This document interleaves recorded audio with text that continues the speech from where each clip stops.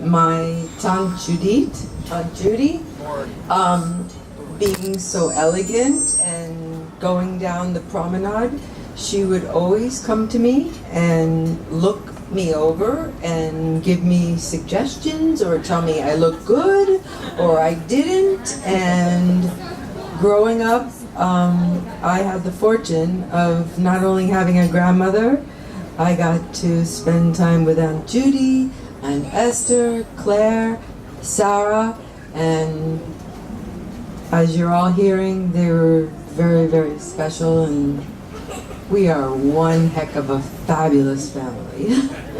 We are. Cheers. Lucille, just do it. Just filling up the time, we're waiting for Lucille. We loved Aunt Judith. However, there's a however. She spent a lot of time with us in our home in Zimbabwe, and we loved having her.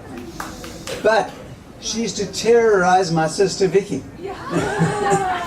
Vicky was about 6 or 7 years old. Vicky hated beans. Aunt Judith would not let her leave the table. So what Vicky used to do was, she'd keep the beans over here. And 20 minutes later, after Judith's pounding, the beans would move from here to here. Judith would not let Vicky leave the table until she had aged about 2 years by the time Vicky left the table. So we love Judith, but it's part of the story.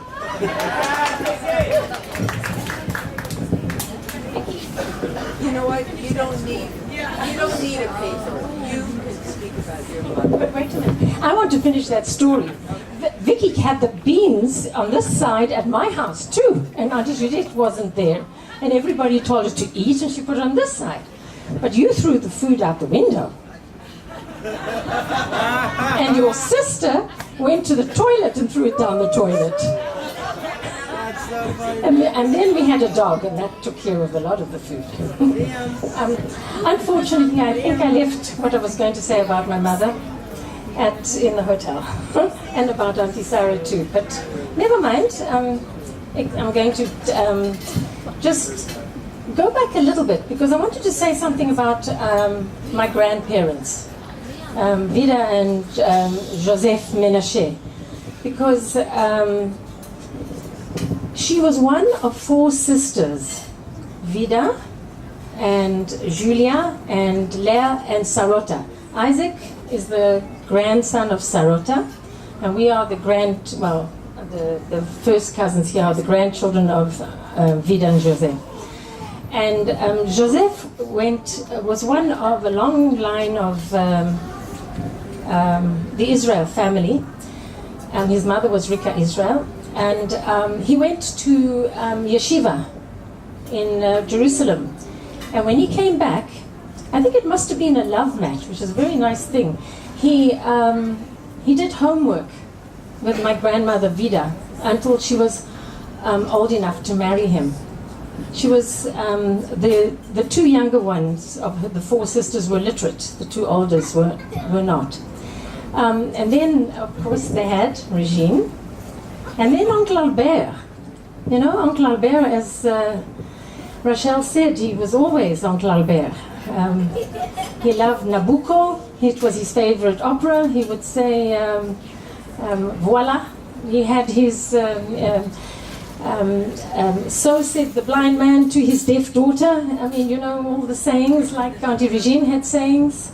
They all had their sayings. And then there was Lucy, and then Judith, and then my mother. My mother was the 2nd tallest, the 5th, and they kept on having children until they could have another boy.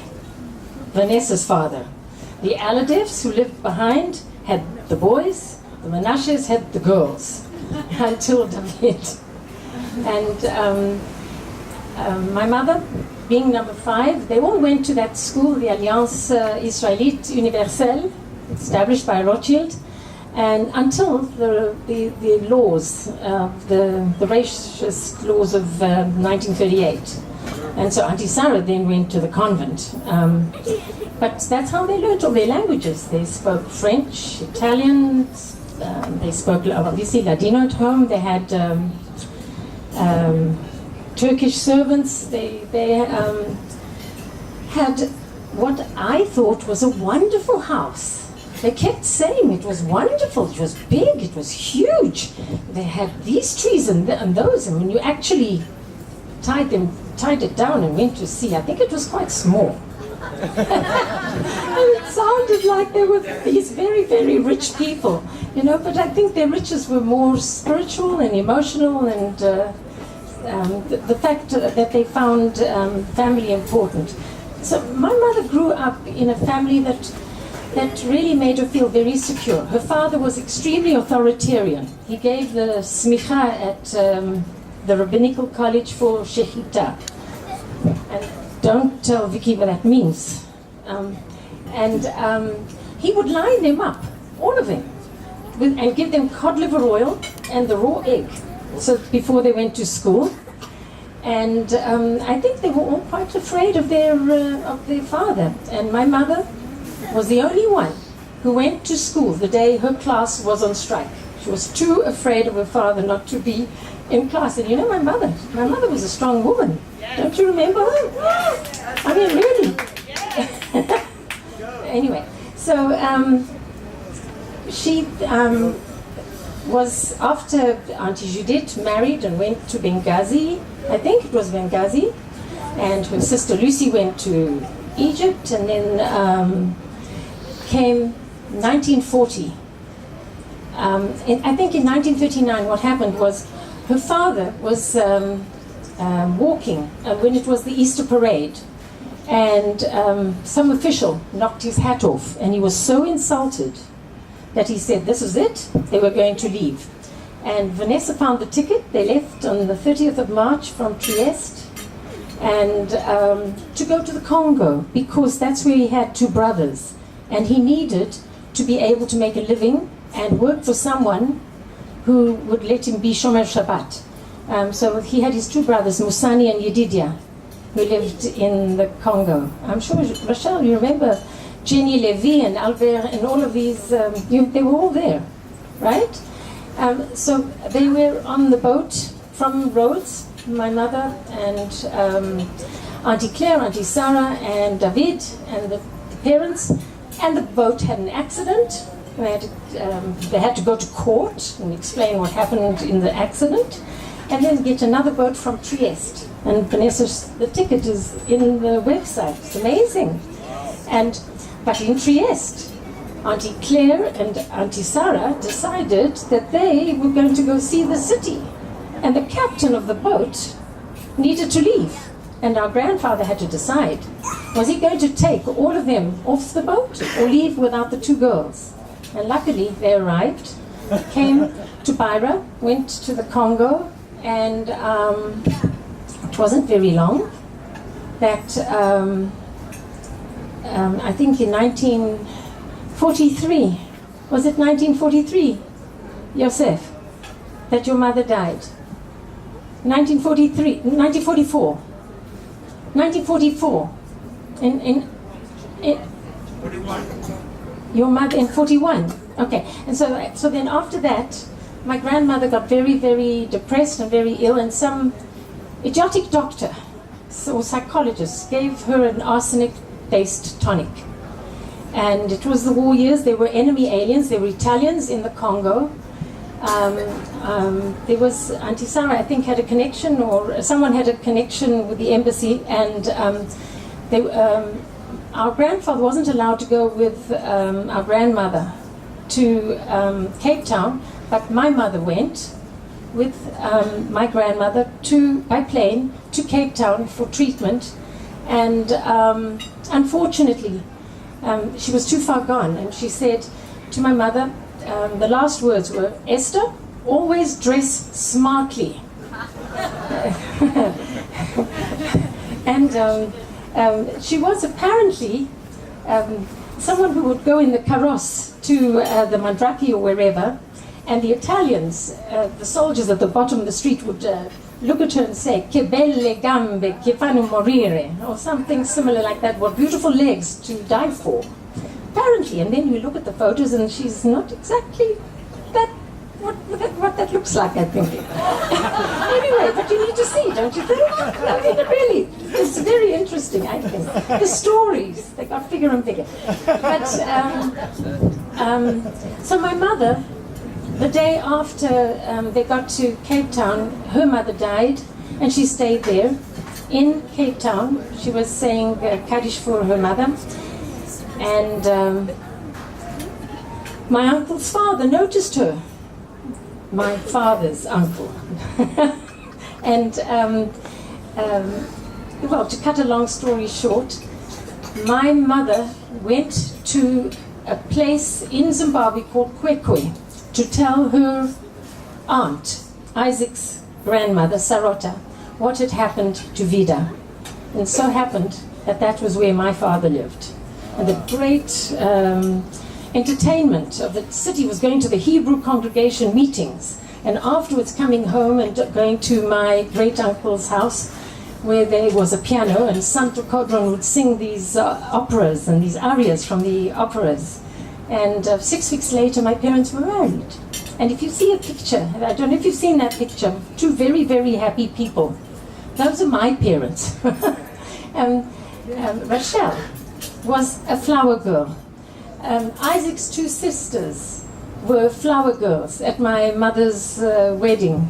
And in the picture are Auntie Judith, Uncle Isaac, our Auntie Vida, Uncle Albert, Auntie Rika, your uncle and Uncle Joe.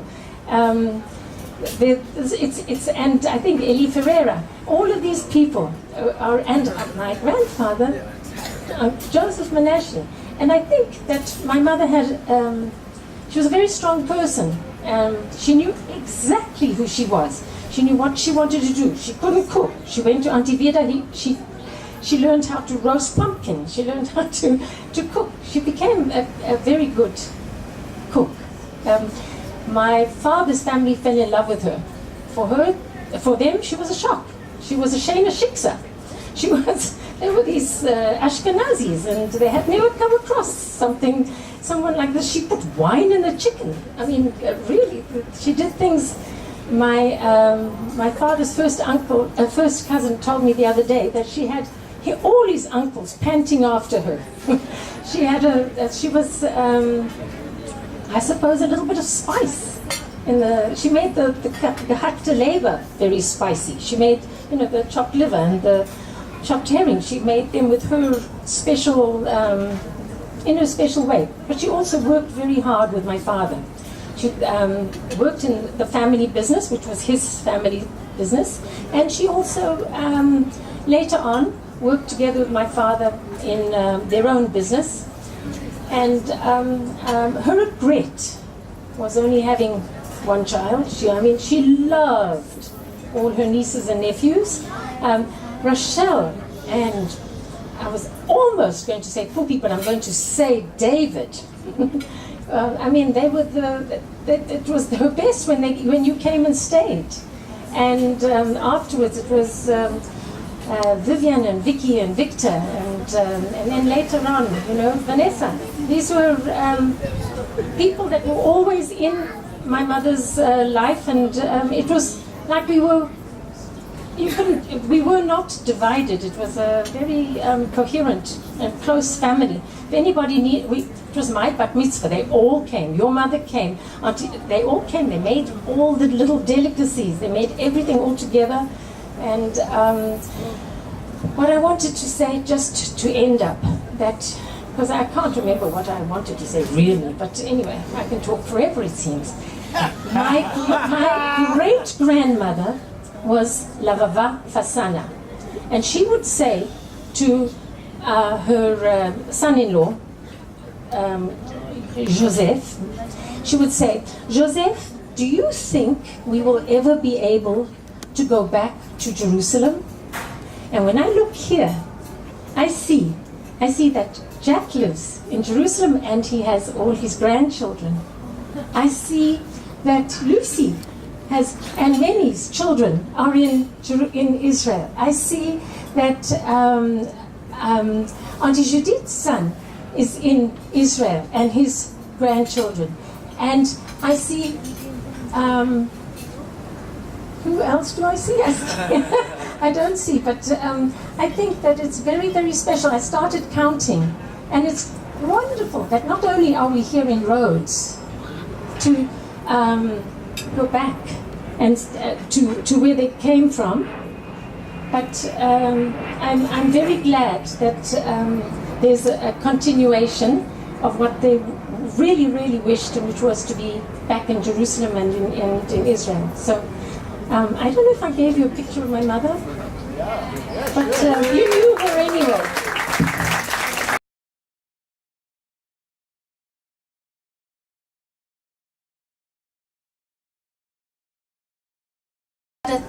Salerno in a train station with a friend. I'm ringing Auntie Sarah to say we're coming to visit. Hi, Sarah, this is Vicky. Who? Vicky. Lucille? No, Vicky. Rachel? Vicky. Is this Lucille? This is your niece, Vicky. I couldn't remember my...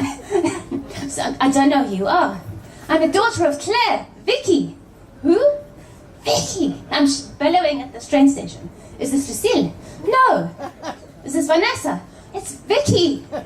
I'm not sure who you are. It's Vicky, la nièce de Claire. Well, whoever you are you coming to stay?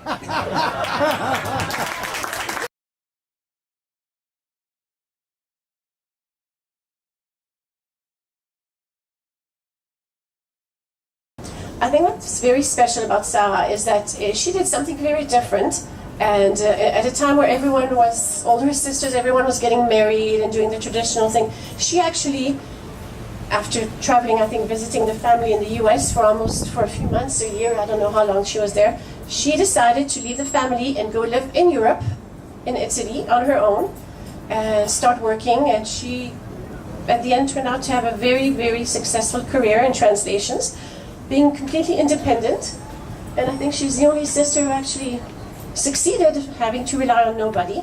She never had children, but she did consider all her nieces and nephews as her own children. Loved when nieces came to, or nephews came to stay with her. Tila, Lori, I did, and then she always had very nice stories about Menachem and Yosef, really feeling that they were her own children. What else? What did I write about her? Yes, I think she did regret not having had children at the end, but she never felt alone because she had so many nieces and nephews, and she would have loved to be here. I have to say also she's the kindest person I have ever known. Never said a bad word about a single person ever. I don't know if you want to add anything? Okay.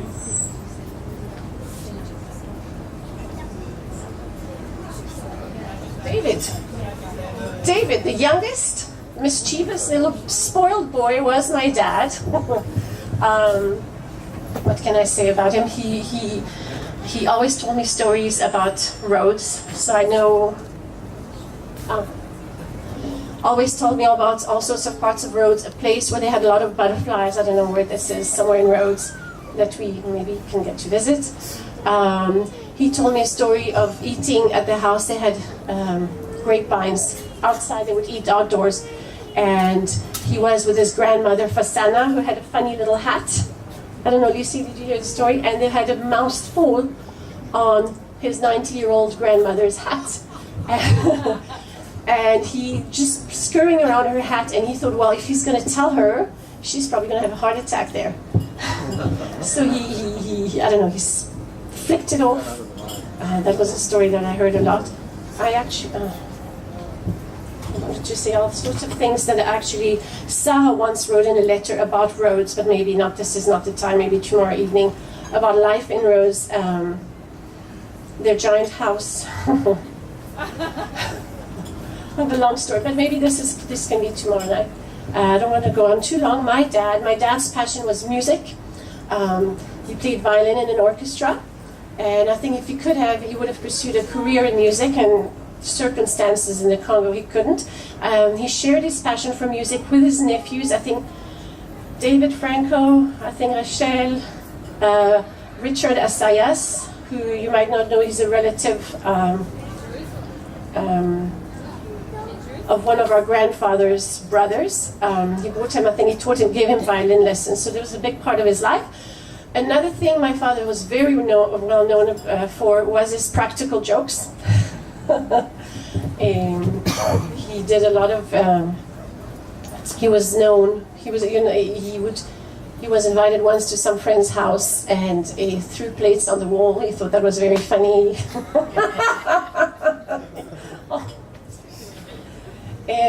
What else can I say? Yep, that's it. What I wanted to add is that I saw in this letter written at the end for final words for this is that Sarah wrote in a letter, long letter about the family, life in Rhodes, etc. And what she wrote here is, and I remember, okay, there was no state of Israel at that time, but Palestine, the promised land, was in everyone's heart and was always considered as a fatherland where one was always hoping to return someday. I remember that my grandmothers had both a